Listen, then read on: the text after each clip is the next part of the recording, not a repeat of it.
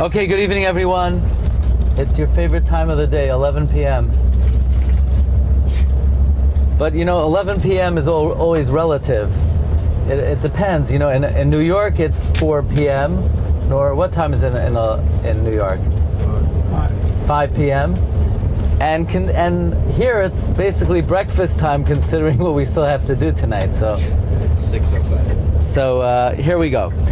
I want to give you a little bit of a picture. We discussed earlier the origins of Torah in North Africa, which for real began in the year 960 with the episode of the Arba Shvuyim. But now I want to give you a little bit of a picture, because the Arba Shvuyim created communities in North Africa. These communities were known as Toshavim. Toshavim were the settled residents in North Africa. However, in 1492, the Jews were expelled from Spain, and many Jews made their way to Morocco, most notably the Jews of Castile. To give you a little picture, the Rav in Castile was the Rosh, Rabbeinu Asher Kadishi. The Rosh was the Rav in Castile. So we're talking about a Sephardic community led by an Ashkenazic Marda Asra, which is very important because in Morocco, they primarily followed the Rambam and the Rif. However, the new community of Gerushim, they followed the Rosh. So just imagine, in 1492, in the year Reish Nun Beis, there was a new community in Morocco. These were Jews who were following the Rosh, more of an Ashkenazic bent in halacha. Now this is an incredible observation and piece of information. If you were wondering, the Jews that came from Spain, that came from Castile, they came with not a penny to their name. They don't even have a pair of clothing. They came with their shirt on their back from Spain. How long do you think it took them to build up their lives, to build up shuls? What's the static? To build up the shul, to build up shuls, yeshivas, homes, to establish themselves financially. It's very interesting. We have a Sefer Ner Hamarav. Yeah. So how long do you think it took them to rebuild their lives, to build up themselves financially, their stability? So we know that they were exiled in the year 1492. In the year Yerachim, which is 1498, only 6 years later, they were completely rebuilt. Their lives, they had big yeshivas, they had beautiful shuls, their Sifrei Torah were adorned with silver and with silk, so that they were able to rebuild themselves in short time, in the year Yerachim, 1498. What's interesting is the Jews of Castile, even though they made their way to Fez right after the Inquisition, many of them became very ill. Many of them became very sick in a plague. This plague only affected the Gerushim. It did not affect the Toshavim.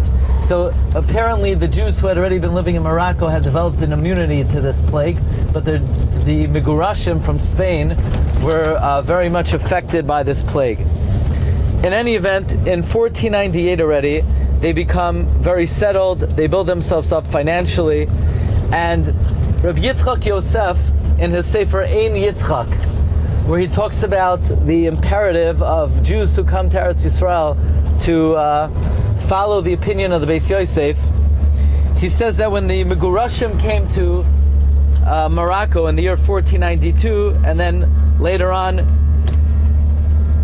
in 1494, 1498, their halachic procedure was they always followed the Rosh, and they developed the following statement. You ever hear there's an expression, wherever the head is, the rest of the body follows? Usually it's going to be hard if the head is going somewhere for the body to go somewhere else. So the Gerushim from Castile developed the expression, Al hamakoim asher yifne harash acharavanu holchem. Wherever the Rosh goes, we're following. Meaning, whatever the Rosh says, we're going to follow suit. And if you look at the takanos of the Jews of Castile who came to Morocco in 1494, in the year Hey Nun Zayin Reish, that's the year 1502, they only followed the Rosh. Despite the fact that the Rambam and the Rif may have had an alternative view, they only followed the Rosh. However, from 1510 and on, they only followed the Rosh if the Rambam and the Rif did not disagree. But if the Rambam and the Rif disagreed, they began to develop a new approach, namely, they would take 2 out of 3. Now, we're familiar with that approach, taking 2 out of 3. That's the famous approach of the Beis Yosef. The Shulchan Aruch takes 2 out of 3, the Rif, the Rosh, and the Rambam. But what's interesting to me is that it seems like this approach was developed by the Jews who were exiled from Castile, who originally followed the Rosh, and they come to Morocco where they follow the Rambam, and slowly they're beginning to, so to speak, integrate the Piskei Halacha of the Rambam and the Rif as well.